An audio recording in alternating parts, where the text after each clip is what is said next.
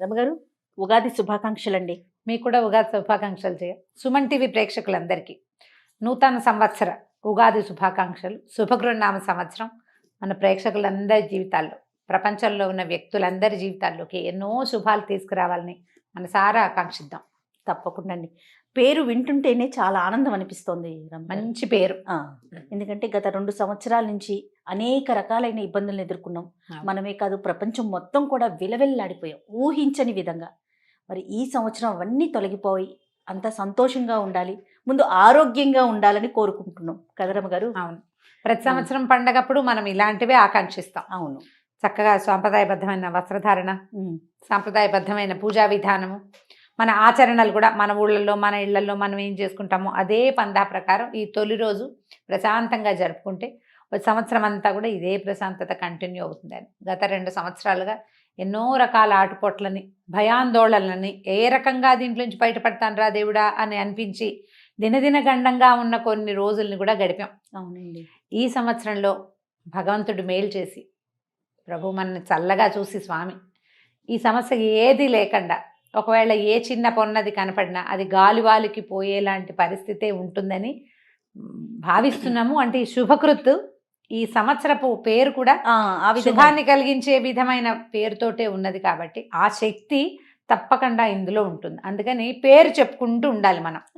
శుభకృత్తు శుభకృత్తు శుభకృత్తు అని చెప్పి శోభనాన్ని, వైబ్రేషన్స్ అన్ని మన జీవితాల్లో ఎంతో కొంత ప్రతిబింబించి సమస్యలు తక్కువగా ఉంటే ఆటోమేటిక్గా మళ్ళీ మనం పాత జనజీవన స్రవంతిలోకి 2 ఏళ్ల క్రితం మనం ఎలా హాయిగా ఫ్రీగా ఏ భయాలు లేకుండా, ఏ కవచాలు లేకుండా, ముఖ్యంగా ఏ బాధలు లేకుండా ఎలా ఉన్నామో ఆ రోజుకి తిరిగి వెళ్ళిపోవాలని భావిస్తూ హాయిగా పండగ చేసుకుందాం.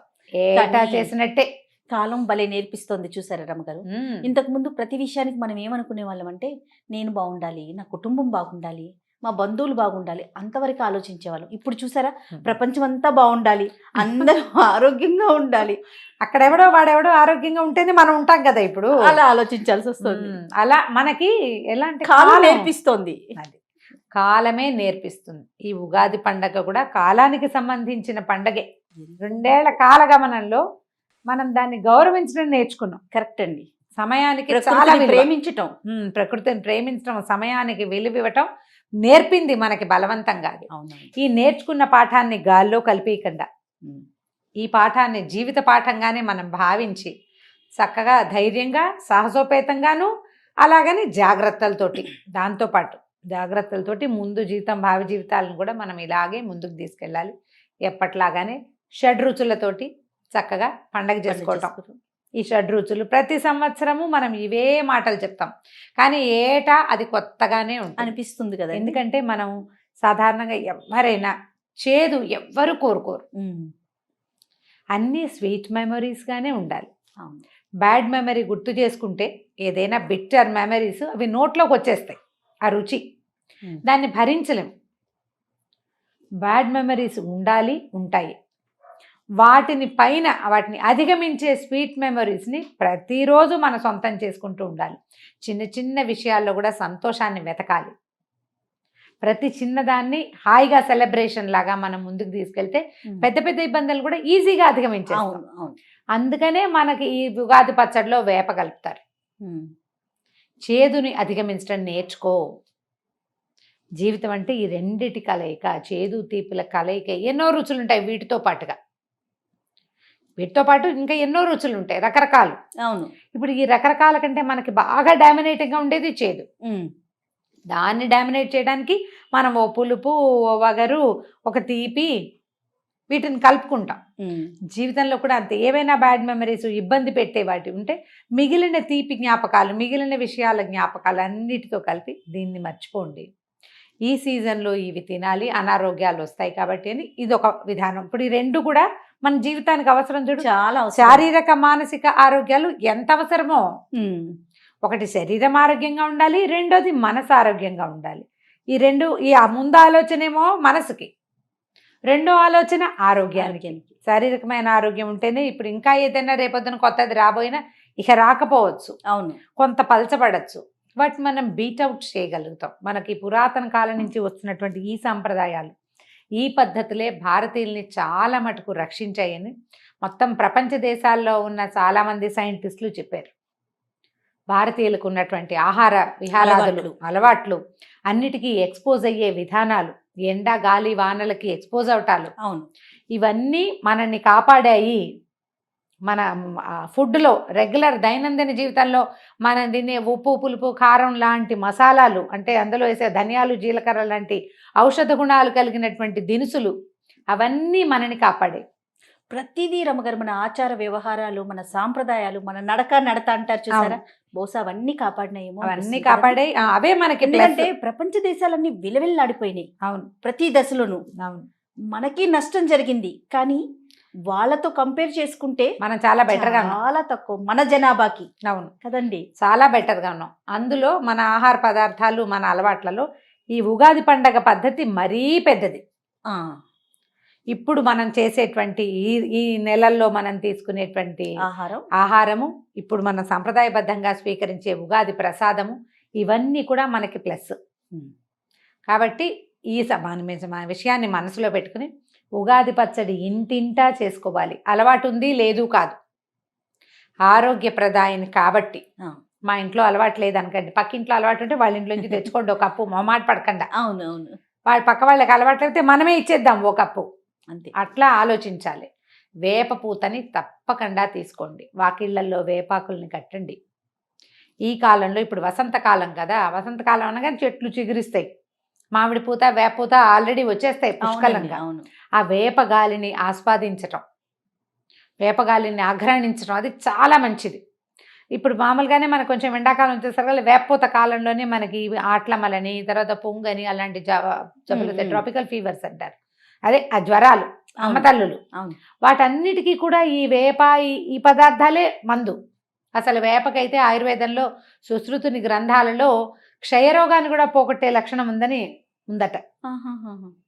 ఎన్నో వ్యాధుల్ని పోగొడుతుంది. బెల్లము వేప ఈ రెండు కలిపి తీసుకుంటే పొట్టలో పారాసైట్స్ ఉంటాయి, అవి పోతాయి. వేప ప్రతి సంవత్సరము తప్పకుండా తినాలి. అందుకని మనకేం చేశారు, ఈ పండగ రోజున సాంప్రదాయంగా నేర్పించేశారు. అది ఈ సాంప్రదాయపు పద్ధతులని మాకు తెలీదు, మా ఇంట్లో లేదు లాంటి వాక్యాల్ని వదిలేసి, మనకు సోషల్ మీడియా అంతా కోడి మొదలైన రకరకాల పక్షులలాగా కూసేస్తోంది కాబట్టి చక్కగా వాటిని స్వీకరించండి, అలవర్చుకోండి, తెలుసుకోండి. ఈ సంవత్సరం తెలుసుకున్నది వచ్చే సంవత్సరానికి మర్చిపోవద్దు.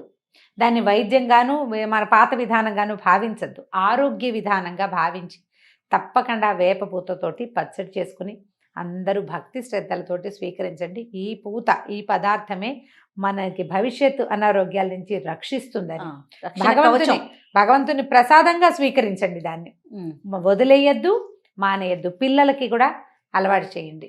మంచి పద్ధతులు, మన పాతకాల పద్ధతులు. ఈ ఉగాది రోజునే మనకి ఎన్నెన్నో కథలు చెప్తారు. రాముల వారి దినానికి 10 రోజుల ముందు.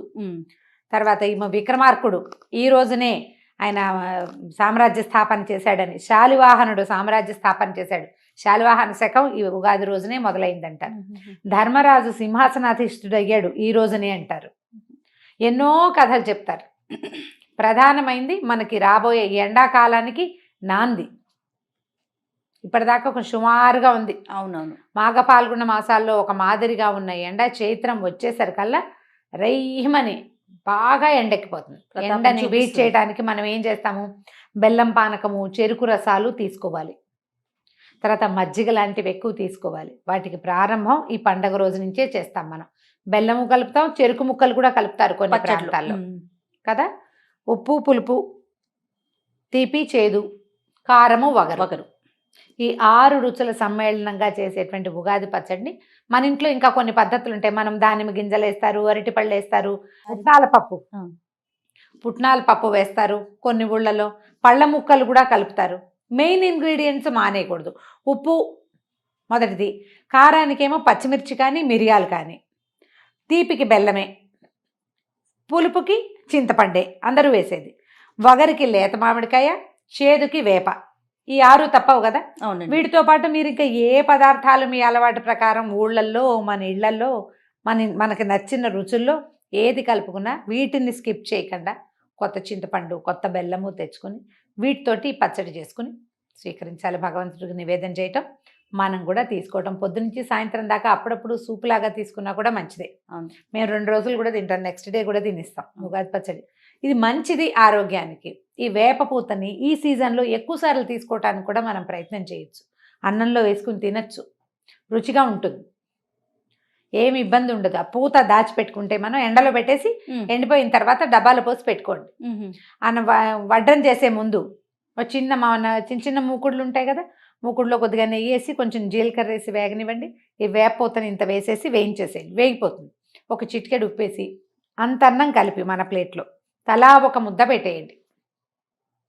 ఒక ముద్ద మింగించాలి, సరిగా చెప్పాలంటే. అలవాటైందా ఆ చేదు హాయిగా తినేస్తారు. అవును అవును. వేపూత ఉంటుంది, పచ్చి వేపూతను మనం తినక్కర్లేదు. ఇలా ఎండినా కూడా దాంట్లో గుణం పోదు, ఆరోగ్య గుణం పోదు.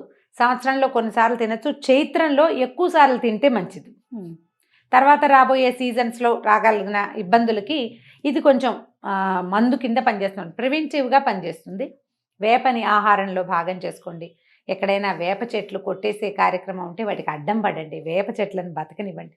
అవి మనకి బాగా అవసరం. అవును, అంటే ఇళ్ల పక్కనే ఉంటే ఏం చేయలేకపోతాం, వాటిని ఉంచుకోలేము, ఇళ్ళు పాడైపోతాయి. కాబట్టి వాకిళ్లలోనో కొంచెం రోడ్ల వైపుకో వేపగాలి పీల్చే అవకాశం ఉంటే తప్పకుండా తీసుకోండి.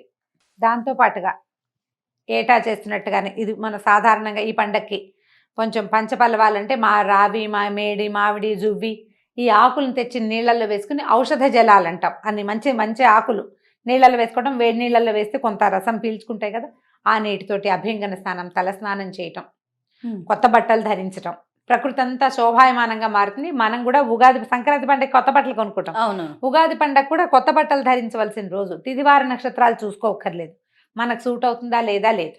పండుగ ఈ రోజున ధరించవచ్చు. చక్కగా కొత్త బట్టలు, కొత్త వస్తువులు ఏమైనా కొనుక్కుంటే వాటిని ఓపెన్ చేసుకోవచ్చు, కొత్త బంగారం కొనుక్కుంటే ధరించవచ్చు. పెద్దవాళ్ళకి నమస్కారం చేసుకోవటం, తర్వాత దేవుడి దగ్గర దీపారాధన, పూజా విధానం చేసుకోవటం, ఉగాది పచ్చడి తీసుకుని స్వీకరించడం. ఉగాది పచ్చడితో పాటు చక్కగా రకరకాల నవకాయ పిండి వంటలు వండుకుని, సాధారణంగా ఉగాది రోజున ఏంటంటే ఈ అమ్మవారి నైవేద్యాలని పెడతారు. అవును, పెద్దమ్మవారికి నైవేద్యం అని పెడతారు. పెద్దమ్మవారి నైవేద్యాలు అలవాటు, ఉపారాలు ఎత్తటం అనేది ఒక పద్ధతి ఉంటుంది కొన్ని ప్రాంతాల్లో. ఉపారాలు, తర్వాత ఏమో అమ్మవారి నైవేద్యాలు అంటారు మా అత్తవారింట్లో. అట్లా మనకి ఏది అలవాటు ఉంటే అలా అమ్మవారికి నైవేద్యాలు పెట్టుకోవటం, చక్కగా హాయిగా మన వాళ్ళతో ఇంట్లో హాయిమని తినడం. ఈ రోజున గొడవలు, పోట్లాటలు, యుద్ధాలు, నువ్వంటే నువ్వనుకోటాలు చేయకుండా సంవత్సరపు తొలి దినం ప్రశాంతంగా, ప్రేమగా, ఆపేక్షగా, ప్రకృతి పట్ల ప్రేమగా, మనుషుల పట్ల ప్రేమగా, జీవితం పట్ల ఆప్యాయతతోటి హాయిగా పండగ చేసుకోండి. పొద్దునుంచి సాయంకాలం దాకా ఏదో ఒక టీవీ ప్రోగ్రాంలో మనకి పంచాంగ శ్రవణం వినపడుతూ ఉంటుంది. పల్లెటూళ్ళలో దేవాలయాల దగ్గర అక్కడ పంచాంగ శ్రవణం చేసే అవకాశం ఉంటే తప్పకుండా చక్కగా ఆ అవకాశం తీసుకోండి. లేకపోతే టీవీలో అయినా మనకి అది భగవంతుడు ఇచ్చిన వరాలు ఏంటంటే సోషల్ మీడియా. కొన్ని విషయాల్లో, ఈ విషయంలో కూడా మనకు సోషల్ మీడియా వరమే. చక్కగా పంచాంగ శ్రవణం చేసి మన సంవత్సర ఫలితాలు ఎలా ఉన్నాయి, ఈ సంవత్సరం దేశంలో పరిస్థితులు ఏమిటి, మన జాతక ఫలితాలు ఏమిటో తెలుసుకుని ఒకళ్ళతో ఒకళ్ళు పంచుకుని స్నేహంగా, ఆపేక్షగా ఉండండి. ఈ తొలి రోజుని సంతోషంగా గడపండి. ఇదే సంతోషం సంవత్సరం అంతా మనందరి జీవితాల్లోనూ, ప్రపంచంలో ఉన్న అందరు మనుషుల్లో జీవితాల్లోనూ ఇలాంటి సంతోషమే నిండాలని భగవంతుడిని ప్రార్థిస్తూ పండుగని హాయిగా జరుపుకోండి. మరొక్కసారి ఉగాది శుభాకాంక్షలు. Thank you Jaya.